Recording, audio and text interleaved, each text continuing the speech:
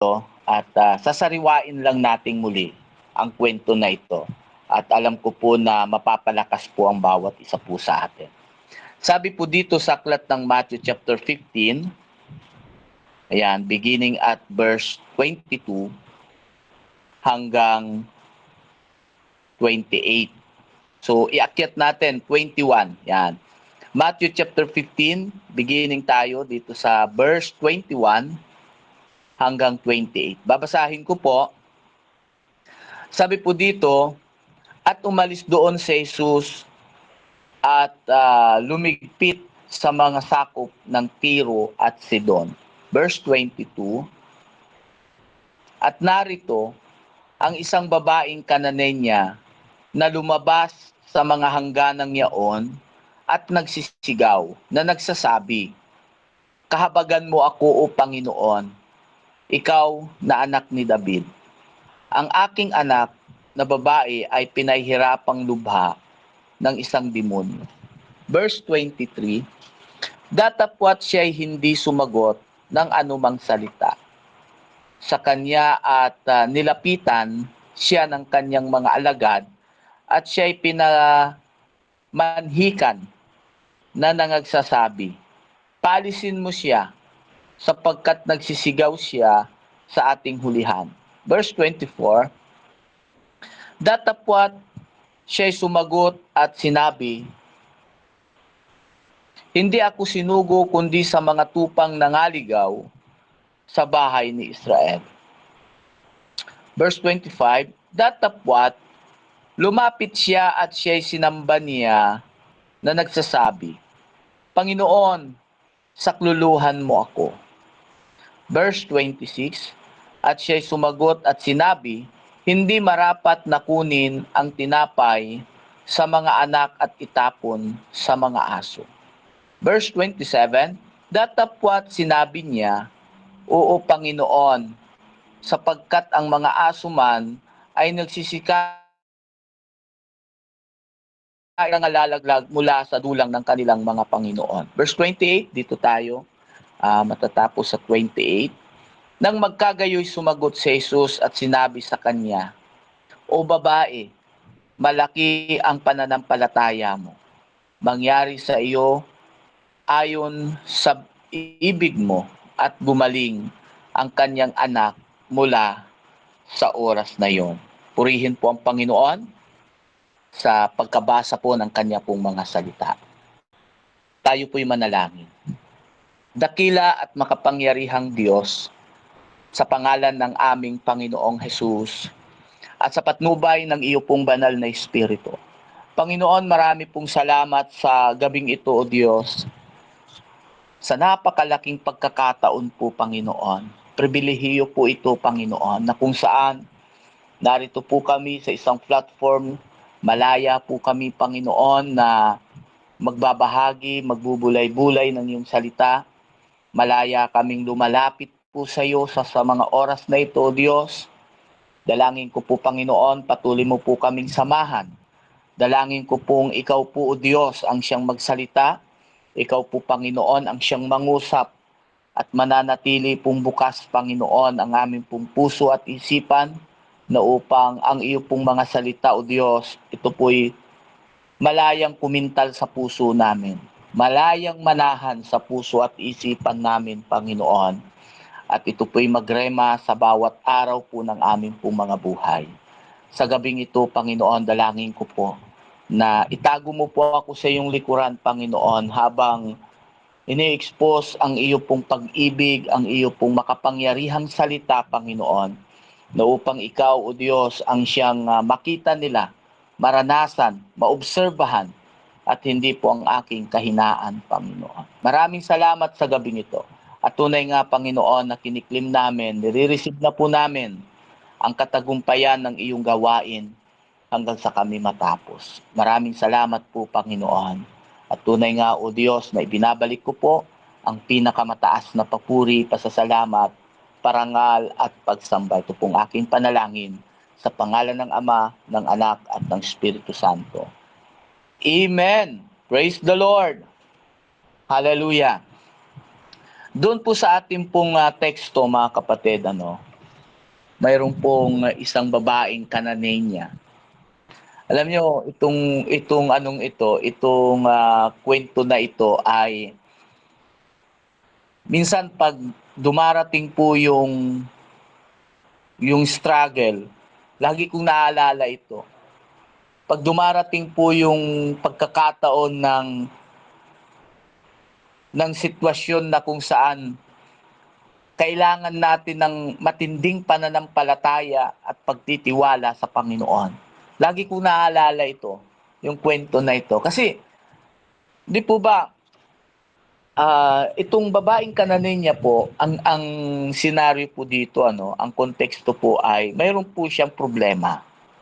Mayroon po siyang kailangan sa Panginoon sapagkat ang kanyang anak ay may karamdaman.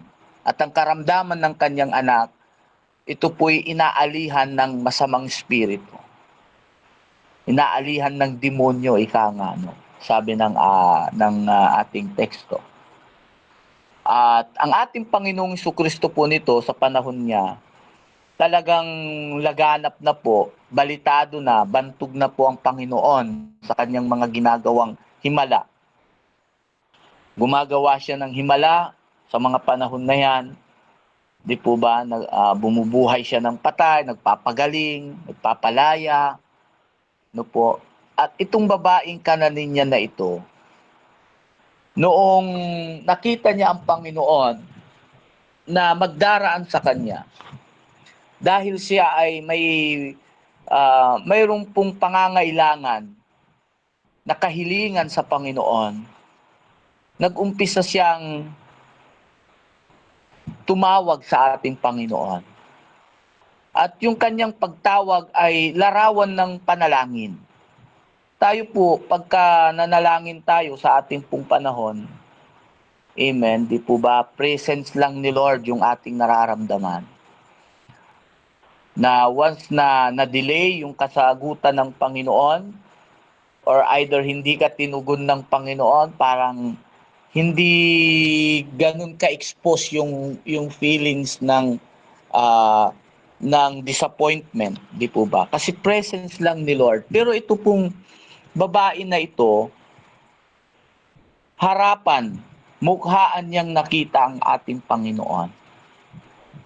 Alam niyo po yung ibig kong sabihin, na kung saan, papaano nakita niya at naramdaman niya yung pagtanggi ng una, yung pagtanggi ng Panginoon sa kanya.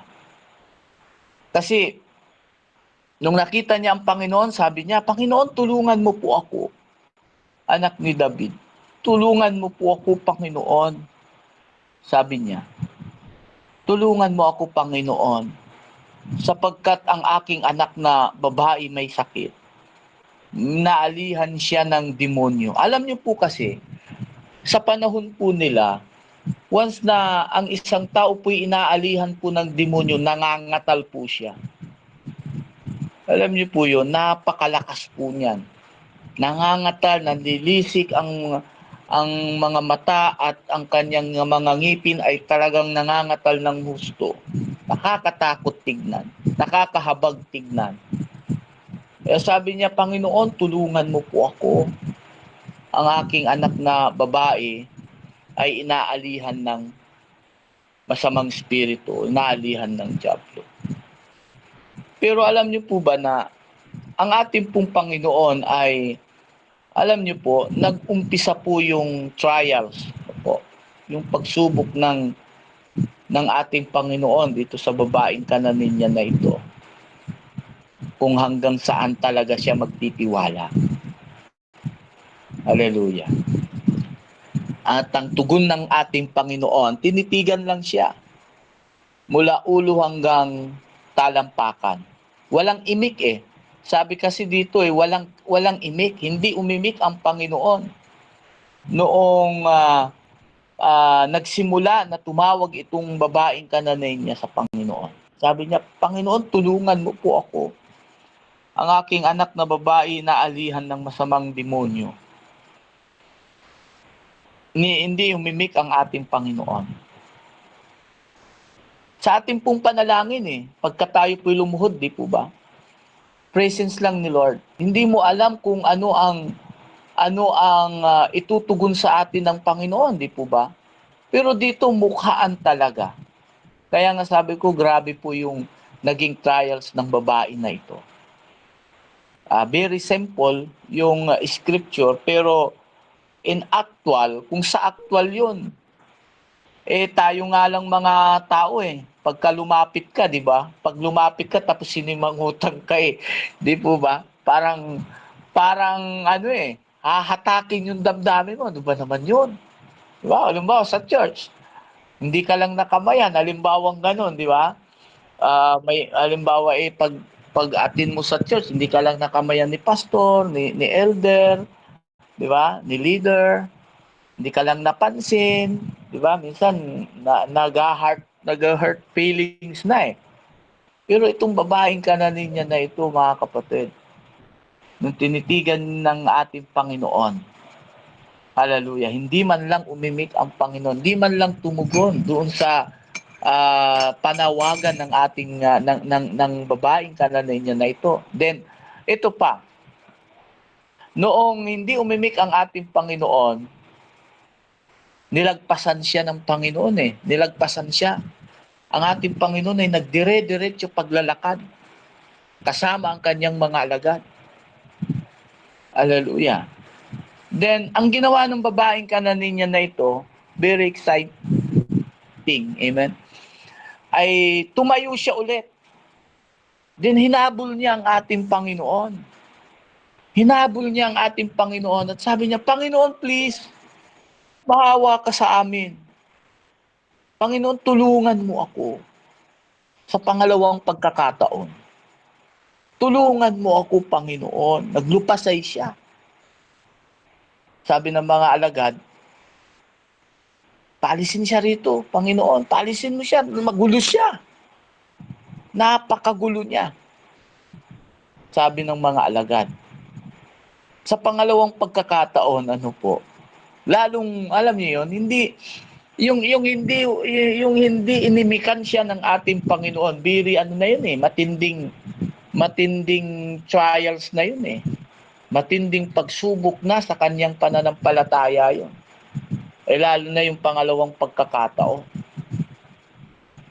Na ang sabi doon sa pangalawang pagkakataon, palisin nyo siya. Magulo siya, parang ganun. Ano po? Hallelujah. Ang gulo niya, parang ganun. Maligalig siya or magulo siya o istorbo siya, parang ganun. Ano po? Sa atin pong sa atin po na senaryo sa panahon natin ngayon, wala tayong maririnig na mula sa Panginoon na ganoon, di po ba? Paano kaya pagka mayroon? Ito talaga actual, di po ba?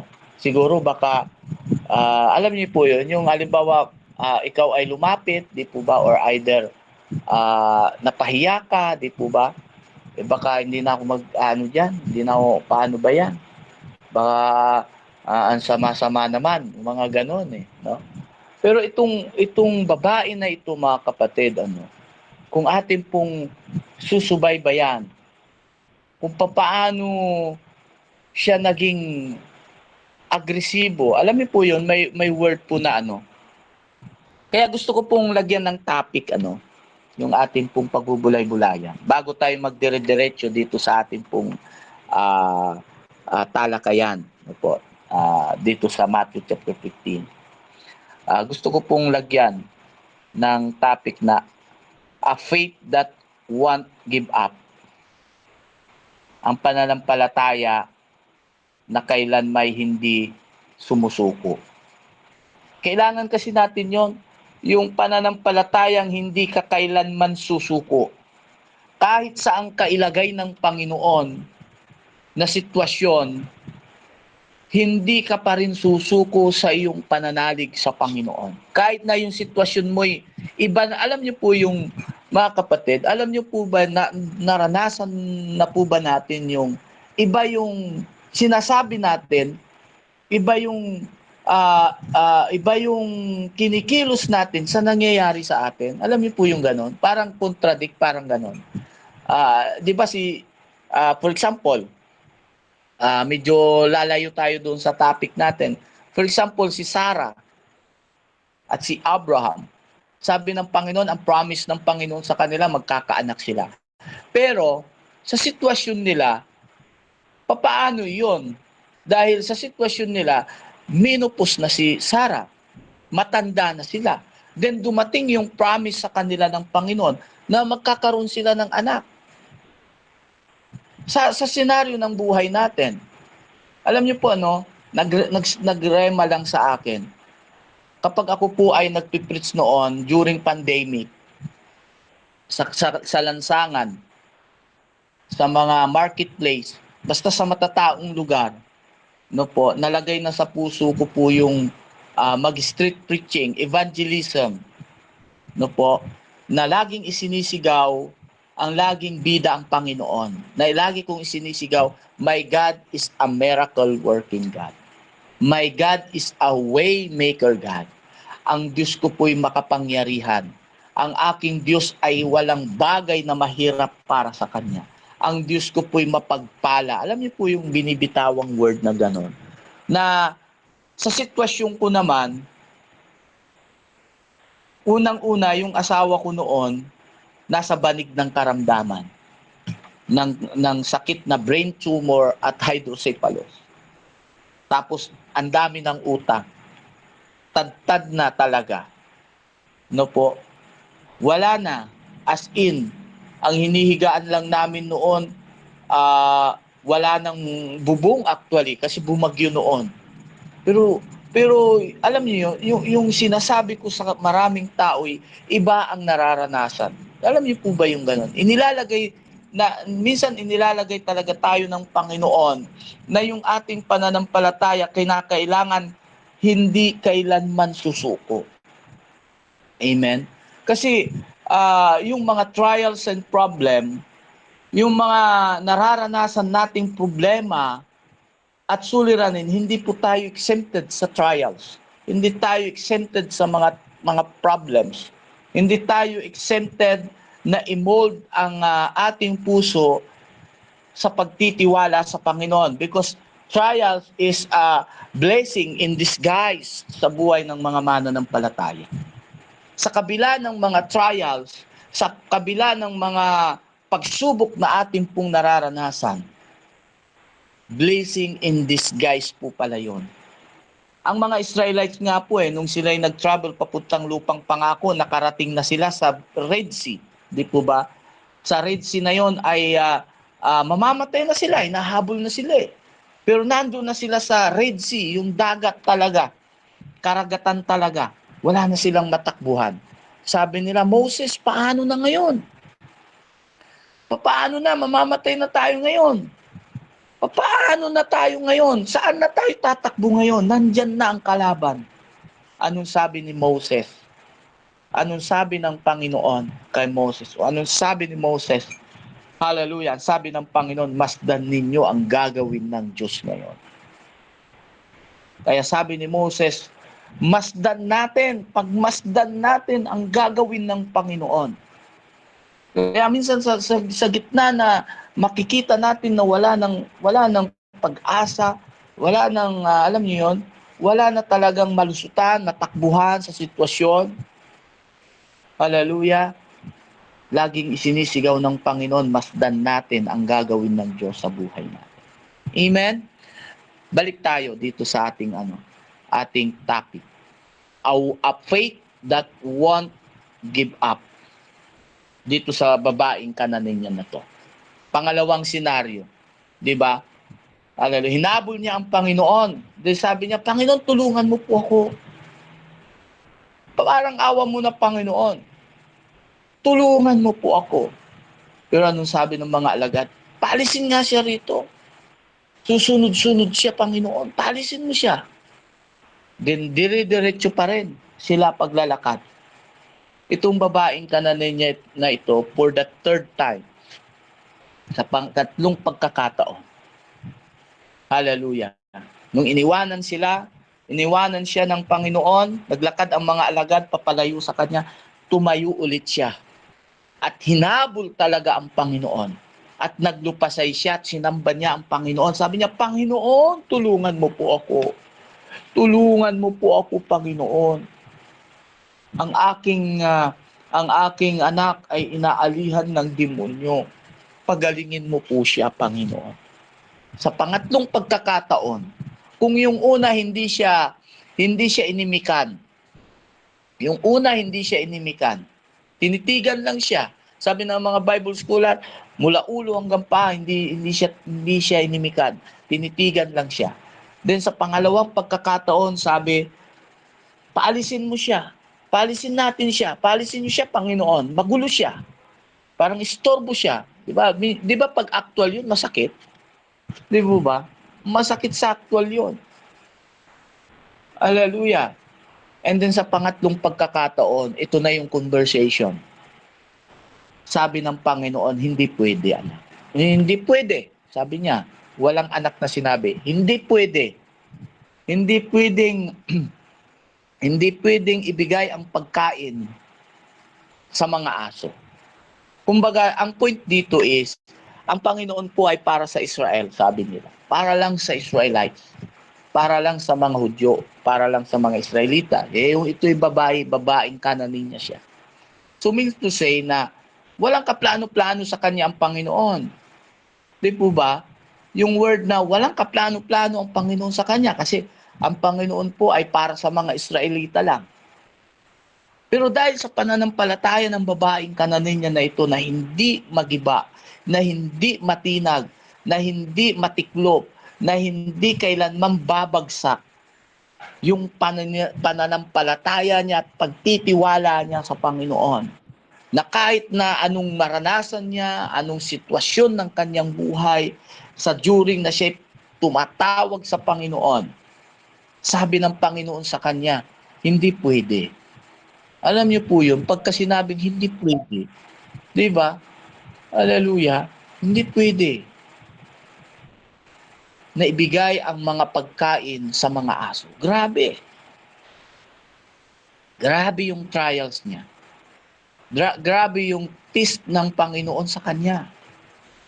Hallelujah. Parang yung kung titignan natin yung senaryo, parang tinest siya ng Panginoon na hindi pwede na ibigay ang pagkain sa mga aso. Parang tinuring siyang aso, di po ba? Pero anong sabi ng babaeng Kananinya na ito? Kung atin titignan yung scripture, hindi sinabi ng babaeng Kananinya na grabe ka naman, Panginoon. Grabe naman 'yan. 'Di ba? Hindi niya sinabi kundi anong sabi ng babaeng Kananinya? Opo, Panginoon. Sabi ng babaeng Kananinya, Opo, Panginoon. Kahit ang mga tutaman ay kumakain din ng mumo na nalalaglag sa hapag ng kanilang Panginoon. Grabe po yung pananampalataya niya. Hallelujah. Hindi niya sinagot ng pabalang ang Panginoon, kundi inaccept niya yung sinabi ng Panginoon sa kanya. Na sabi niya, Opo, Panginoon, kahit ang mga tutaman ay kumakain din ng mumo na nalalaglag sa hapag ng kanyang Panginoon. At doon po namangha ang Panginoon.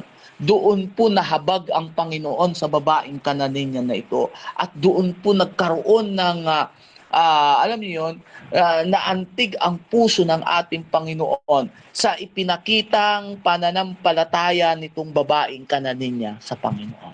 At ano sabi ng Panginoon? Grabe, napakalaki ng iyong pananalig. Babae, napakalaki ng pananampalataya mo. Ngayon mangyari ang nais mo. Ngayon mangyari ang nais mo. Mangyari ang ayon sa kahilingan mo. At doon di gumaling ang kanyang anak. Praise the Lord. Hallelujah. Matindi yung trials na ito, mga kapatid, kasi ang alam niyo po 'yun, yung trials ay ang pinaka puntirya dito is yung damdamin po eh. Amen. Yung damdamin, yung feelings ang pinuntirya ng Panginoon sa babaeng Kananinya na ito. Kaya maraming sitwasyon sa buhay din natin, dumadaan din tayo sa ganoon. Hallelujah. Amen?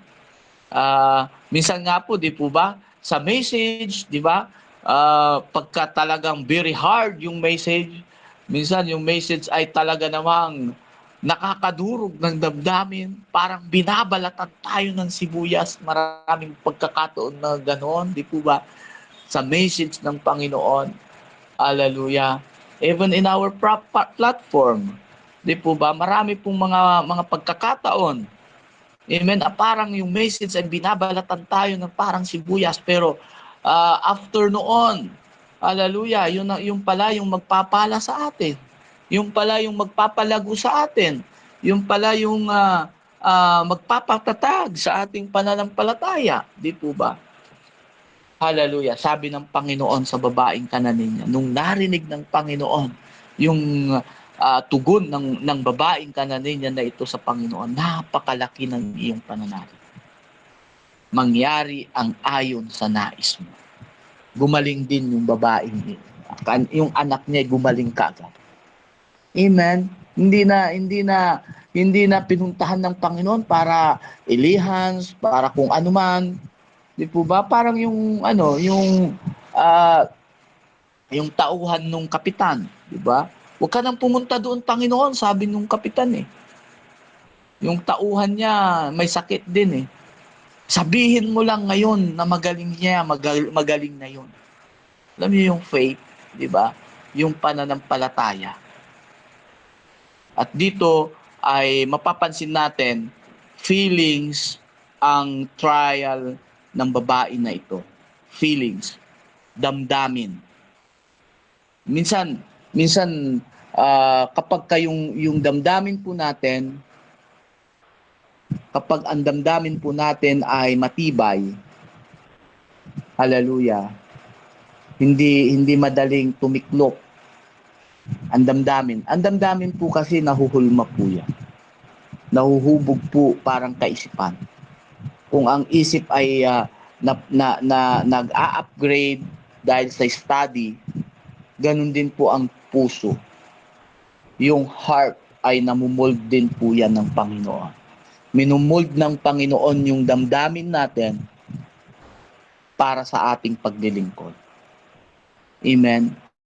Kasi po ang damdamin pag hindi po na mold, kahit alam niyo yon,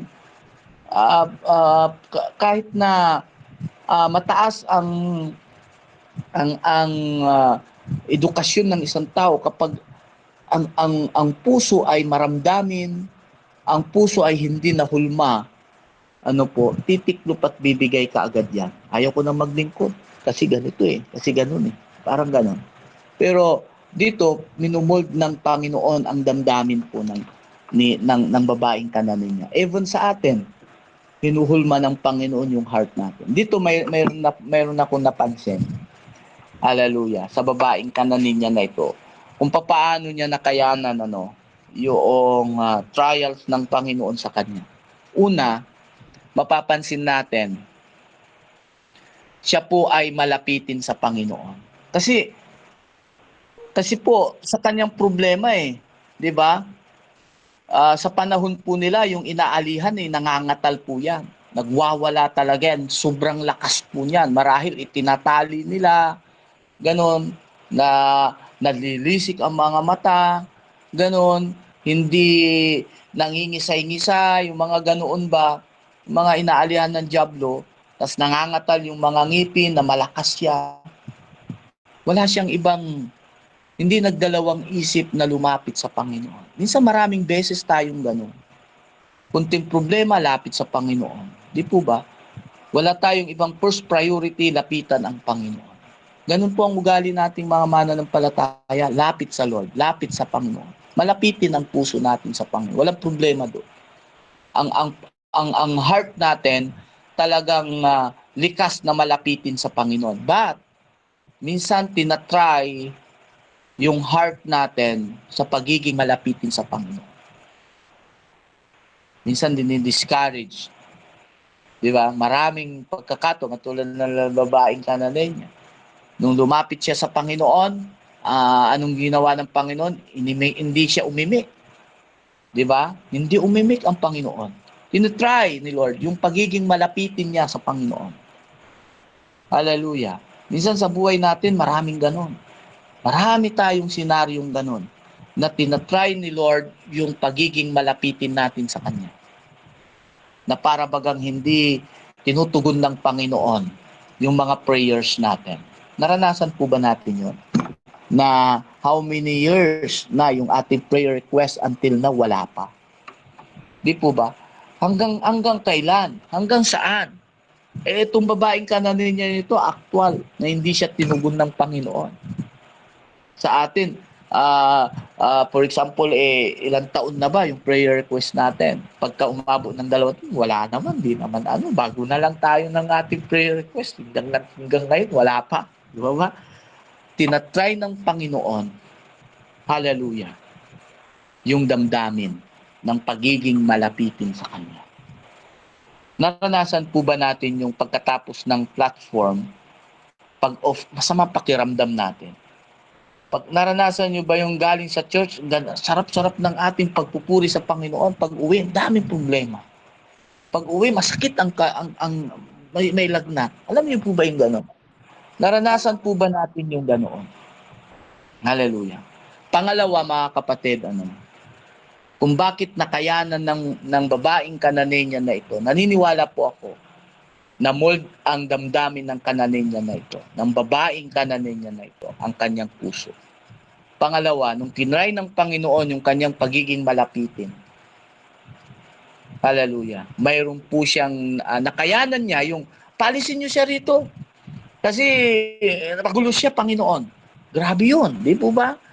Grabing, alam niyo yun, once na narinig mo yun, ay baka di ba? Ay tika, di ba? Parang gano'n.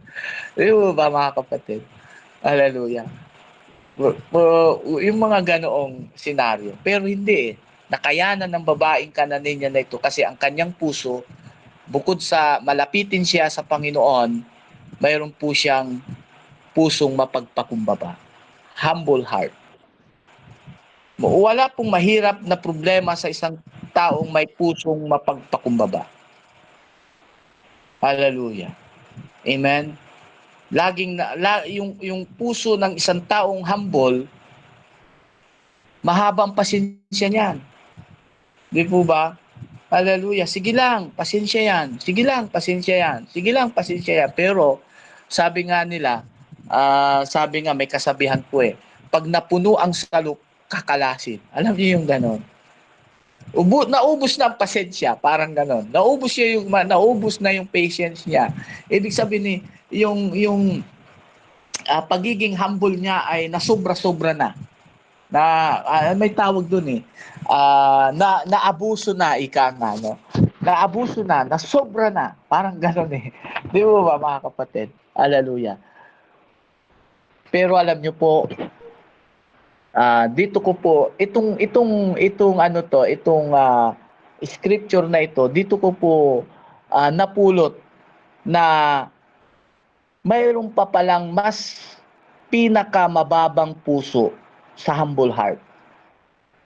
Pag ikaw ay humble heart, may puso kang humble heart, at tinry ng Panginoon yung pagiging humble natin, lalo na nitong babaeng Kananenya na ito, yung pagsalitaan siya na, palisin niyo siya rito, magulo siya.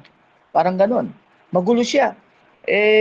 Kumbaga, istorbo siya. Parang ganon. Yung pagiging humble heart niya na try. Pero nakayanan niya po yun kasi na-meet niya, na-mold yung puso niya na bukod sa humble heart, mayroon pang pinaka mas mababang puso.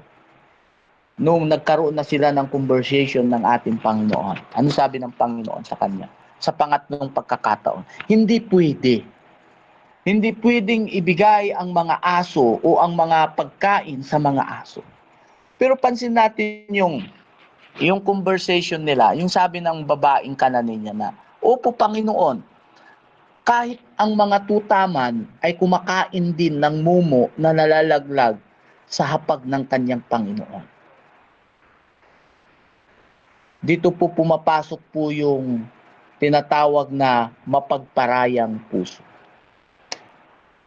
Ang pinaka mas mababa po, naniniwala po ako, na ang pinaka mas mababang puso, humble heart, ay walang iba kundi mapagparayang puso, tolerant heart. Kapag sinabi po natin kasing mapagparayang puso, hindi mo na iniisip kung tama o mali ka, ang iniisip mo yung mapagparaya, 'di ba? Para walang quarrel, 'di ba? Dito mga kapatid, wag natin ma-misinterpret na mas itong babae. Ang point natin dito mga kapatid is yung yung damdamin nitong babaeng Kananenya sa Panginoon, na handa siyang walang bagay na mahirap sa sitwasyon na ipaparanas sa kanya ng Panginoon kasi mayroon po siyang mapagparayang puso. Amen. Pag sinabing mapagparayang puso kasi, parang nanay, 'di ba? Ang nanay, kakainin na lang niya, ibibigay pa sa anak. Parang ganoon eh, 'di po ba? Ibig sabihin, hindi na niya iniisip kung tama siya. Ang iniisip niya ay maging maayos ang lahat. Maging, alam niyo 'yon, wala nang gulo, parang gano'n. Wala nang alinlangan, parang gano'n. Hallelujah. At dahil dito sa pinakita ng babaeng Kananenya na ito sa Panginoon, namangha po ang Panginoon. Nagulat, hindi nahabag ang Panginoon. Naawa ang Panginoon sa babaeng Kananenya. Naawa siya dahil sa laki ng pananampalataya na mayroon ang babaeng Kananenya na ito. Amen. Sa buhay natin bilang naglilingkod po sa Panginoon, nananampalataya sa Panginoon, once na hindi natin na-meet po pala yung pagiging mapagparaya, hallelujah, na puso, marahil, lagi tayong nasasaktan, ika nga. Pero once na-meet natin yon, yung mapagparaya, yung tolerant heart, hallelujah, amen, wala na pong sitwasyon na maaaring masaktan ka. Kasi sa paglilingkod naman po sa Panginoon, once na, katulad ng sabi ng aklat ng Galatians, huwag kang magsawa sa paggawa ng mabuti. Hanggat may pagkakataon, gumawa ka ng mabuti. Samantalahin mo ang pagkakataon na gumawa ka ng mabuti. Di po ba? Yung message na yon na kung saan huwag kang magsawa sa paggawa ng... Kasi po minsan maraming nagsasawa sa paggawa ng mabuti. Maraming mananampalataya nagsasawa na sila. Lagi na lang ako, parang gano'n eh. Di mo ba? Hallelujah. Marami na pong nadi-disappoint. Lagi na lang ako. Kasi sinasabi ng Galatians na ang lahat ng gawin natin sa Panginoon. Lahat ng sacrifices na gagawin natin, kinakailangan gawin natin lamang para sa Diyos. Amen? Hallelujah. Itong babaeng Kananenya na ito, mga kapatid, grabe po yung, nung binabasa ko po ito noon, grabe yung kanyang, grabe yung kanyang, grabe yung kanyang pananampalataya. Hallelujah. Grabe yung kanyang persistence sa pananampalataya niya sa Panginoon. Pag sinabing persistence, hallelujah, yung kanyang yung hindi sumusuko o hindi tumitiklop, hindi nababagsak na pananampalataya sa Panginoon. Amen. At doon tinugon ng Panginoon, hallelujah, ang kahilingan ng babae na ito. Praise the Lord. Hallelujah. Kaya kinakailangan natin i-activate ang ating pananampalataya. Lalo na sa sitwasyon ngayon. Amen. Sa kalagayan ngayon. Hallelujah. Ng ating buhay paglilingkod. Panghawakan lang natin na the more na maraming pagsubok at problema, sabi ko nga, when pain is deep, go deeper in prayer. Strong faith in the midst of trials and problems. Amen? Ang katumbas ng lahat ng mga problema, ng mga suliranin, itaas lang natin ang pananampalataya na mayroon tayo. Amen? At tutugunin ng Panginoon. Ang pinaka application ko po rito na napansin, para lalo tayong tugunin ng Panginoon. Ibig sabihin po, pamanghain natin ang Diyos. Alam niyo yung gano'n? Kinakailangan po ay mamangha ang Panginoon sa buhay natin sa ating pagtitiwala sa Kanya. Pamanghain natin ang Panginoon sa pananampalataya na mayroon po tayo. Hallelujah. Ang mahalaga sa Panginoon yung faith natin sa Kanya. Yung kung paano natin panghahawakan ang ating pananampalataya sa Panginoon. Kahit anong areas ng buhay natin, ang tinitignan ng Panginoon sa atin, yung laman ng puso natin, kung paano tayo, paano natin pinanghahawakan ang ating pananalig sa Kanya. Amen? Hallelujah. At kapag ganoon po yung laging activation ng ating pong buhay, pananampalataya, sigurado po, amen, hindi po tayo mahirap tugunin ng ating pong Panginoon. Praise the Lord! Hallelujah! So yung po mga kapatid, kailangan natin ng pananampalataya na matibay, na hindi kayang pabagsakin ng bagyo. Amen? Sabi ko nga kanina, nagbagsakan ang mga puno, nagbagsakan ang mga kuryente, ang mga poste ng internet, poste ng kuryente dito sa area namin. Salamat dahil ang mga mananampalataya ay hindi kasamang bumagsak. Amen. Lalong naging matibay. Hallelujah. Sa paglilingkod sa ating pong Panginoon. Purihin po ang Diyos. Hallelujah. At tayo po'y manalangin. Yes, Father God, salamat po, Diyos, sa buhay ng babaeng Kananenya na ito, Panginoon. Na kung saan, Lord, ay naging agresibo siya, na kung saan ay hindi po siya ganoon na lamang bumigay ang kanyang pananalig sa iyo, Panginoon. Salamat, Lord, at naging example din siya sa amin sa gabing ito. Salamat, Lord God, sa platform, hallelujah, ng daily devotion, Bible study. Salamat, Lord, sa aking mga kapatid na narito, kasama po namin, lalo na yung aming pong leader, Lord, sa platform na ito. Tunay nga, Panginoon, dalangin ko po ang patuloy na protection and provision, Lord, sa buhay ng bawat isa sa amin. Salamat, Panginoon, napakabuti mo, O Diyos, sa buhay ng bawat isa. Maraming salamat sa katagumpayan ng iyong gawain sa gabing ito, Panginoon. Tunay nga, O Diyos, na ibinabalik ko po ang pinakamataas na papuri, pasasalamat, parangal at pagsamba. Ito pong aming panalangin sa pangalan ng Ama, ng Anak at ng Espiritu Santo. Amen.